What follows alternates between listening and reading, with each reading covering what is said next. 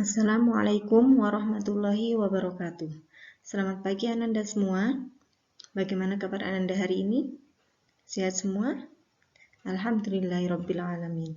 Semoga kita senantiasa dalam lindungan Allah Subhanahu wa taala. Baik Ananda semua, bertemu lagi dengan saya Ibu Nikmatul Khairiyah dalam pembelajaran Pendidikan Agama Islam dan Budi Pekerti. Ananda semua, pada kali ini kita akan melanjutkan materi Sholat Sunnah Munfarid. Setelah pada minggu yang lalu kita sudah mempelajari materi tentang sholat sunnah yang dapat dilaksanakan dengan cara berjamaah maupun munfarid, dan juga sholat sunnah yang hanya bisa dilaksanakan secara berjamaah. Tujuan pembelajaran pada materi sholat sunnah munfarid ini adalah Ananda sekalian diharapkan mampu terbiasa melaksanakan sholat sunnah secara munfarid, mampu menjelaskan tata cara melaksanakan sholat sunnah munfarid, juga mampu mendemonstrasikan sholat sunnah munfarid.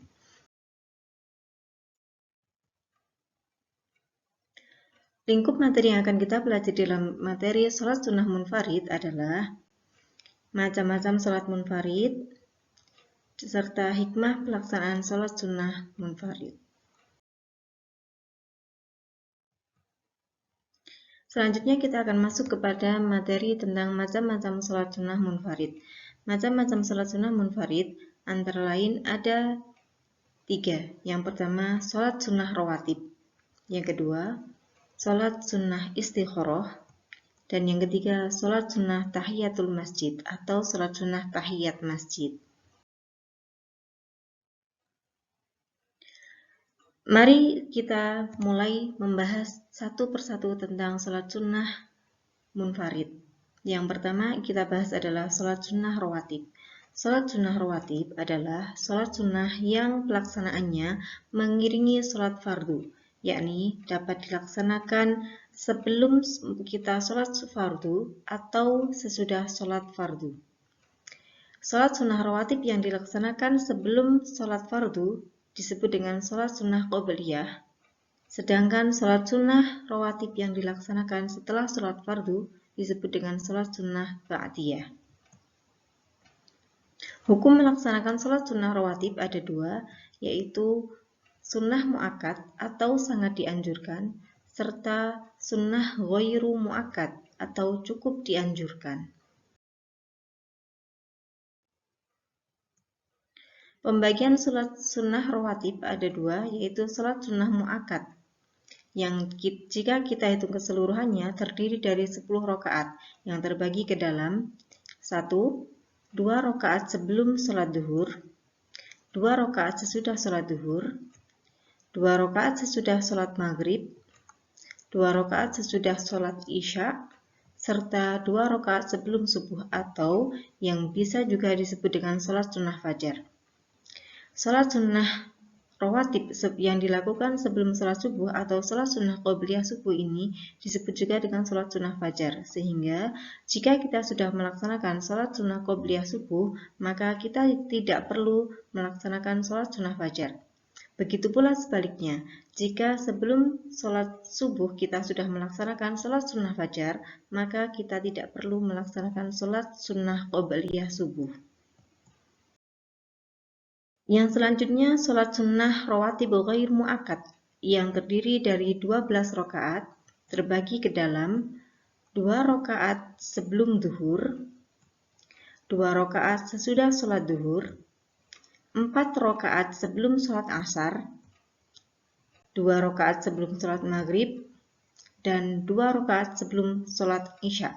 Jika kita hitung keseluruhannya terdiri dari 12 rakaat.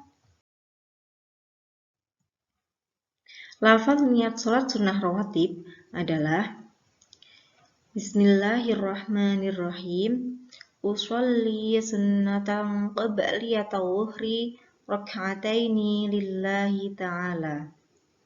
Ini merupakan lafaz niat sholat sunnah rawatib yang dilaksanakan sebelum kita sholat fardu. Contohnya di sini adalah sholat sunnah rawatib yang dilaksanakan sebelum sholat duhur atau sholat sunnah qobliyah duhur. Atau dengan lafaz lain, yakni usolli sunnata wuhri rak'ataini qobliyatan lillahi ta'ala.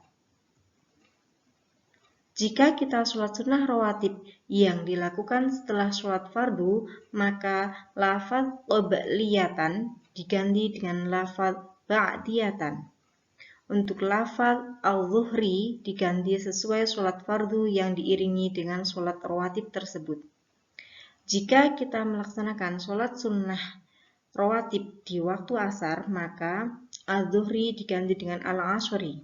Begitu pula dengan sholat subuh, maka ad-duhri diganti dengan kata as-subhi, dan seterusnya.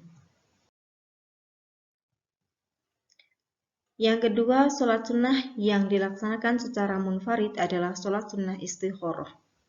Sudahkah kalian melaksanakan sholat sunnah istikharah?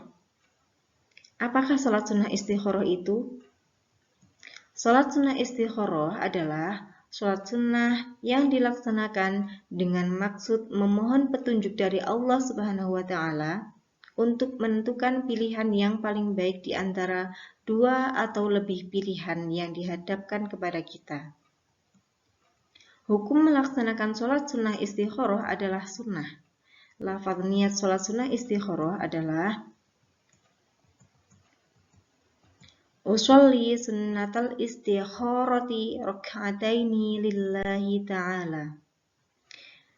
Sementara pelaksanaan sholat sunnah istikharah sama dengan pelaksanaan sholat sunnah yang lainnya.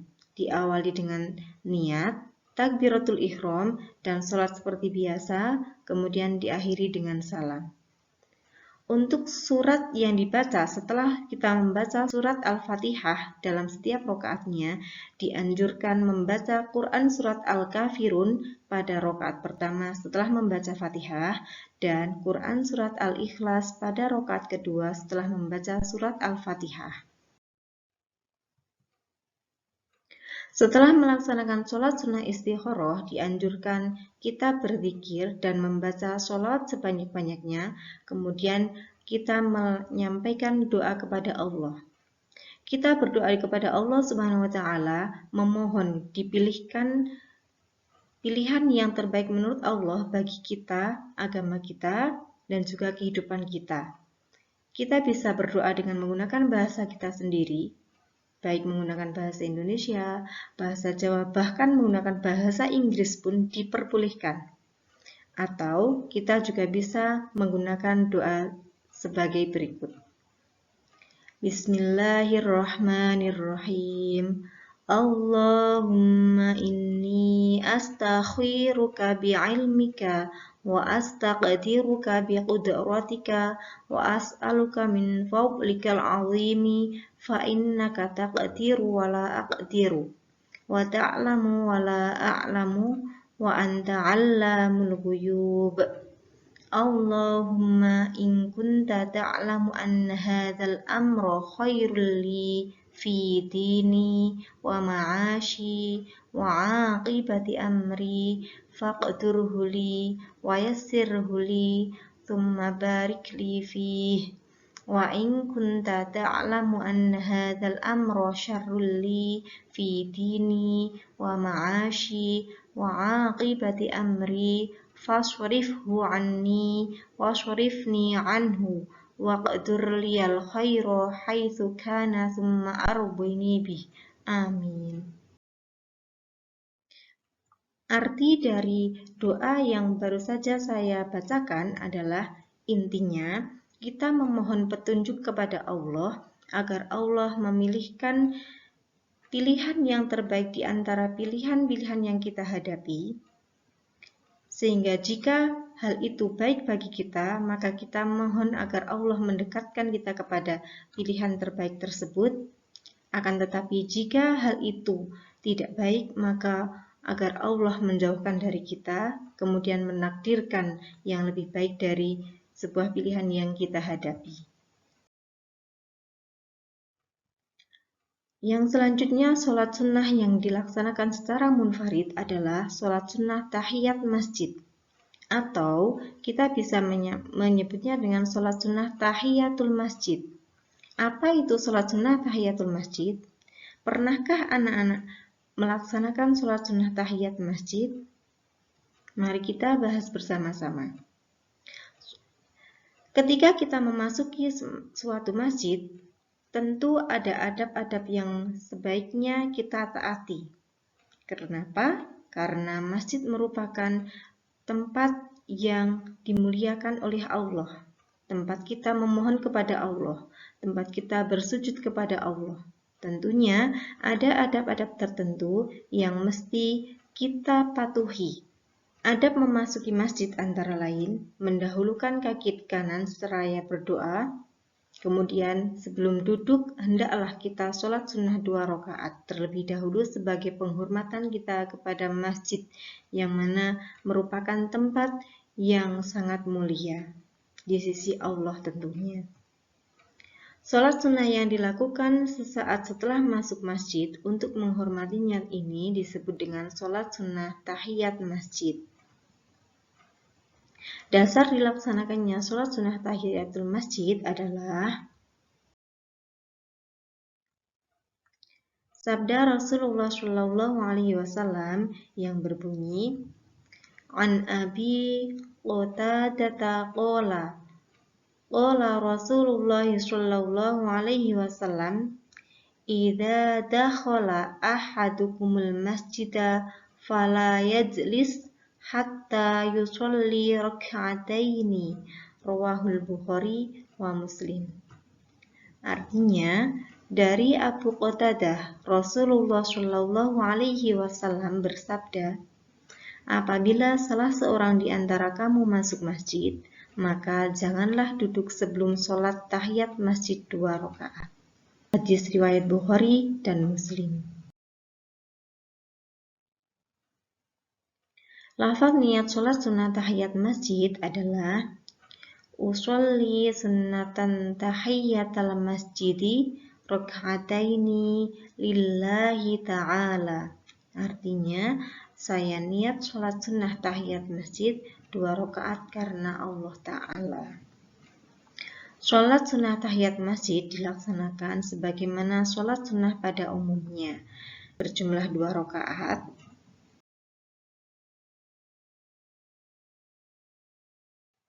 Nah, itulah macam-macam sholat sunnah yang kita pelajari bersama.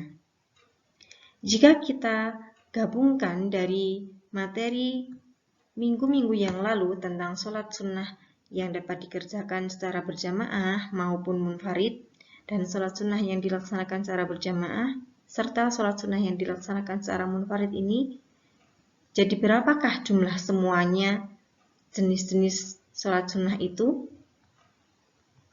Iya betul, ada 13 macam sholat sunnah, yakni terbagi menjadi 5 sholat sunnah yang dilaksanakan secara berjamaah yang sudah kita bahas pada minggu yang lalu, 5 macam sholat sunnah yang dapat dilaksanakan secara berjamaah maupun munfarid juga sudah kita bahas, dan yang baru saja kita bahas adalah ada 3 macam sholat sunnah yang dilaksanakan secara munfarid. Dari sini sudahkah kalian paham? Alhamdulillahirrabbilalamin. Selanjutnya, apakah hikmah sholat sunnah itu? Hikmah sholat sunnah adalah menyempurnakan sholat fardu.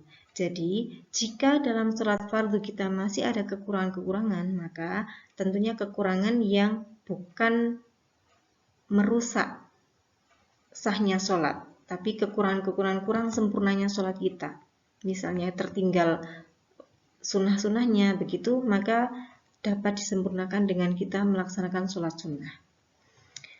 Kemudian sebagai cerminan ungkapan rasa syukur kepada Allah Subhanahu wa Ta'ala, diuraikan permasalahan dan pemecahan masalah, dibukakan pintu rizki, menghapus dosa-dosa, menambah keberkahan hidup, serta jiwa kita akan menjadi semakin tenang dan tentram. Nah, itulah anak-anak materi tentang sholat sunnah, baik sholat sunnah berjamaah maupun sholat sunnah munfarid. Dengan begitu sudah selesailah materi kita tentang sholat sunnah. Semoga dengan ini kalian bisa paham semua dan dipahamkan oleh Allah Subhanahu wa Ta'ala. Sekian dari saya, banyak kekurangan saya mohon maaf. Terima kasih. Wassalamualaikum warahmatullahi wabarakatuh.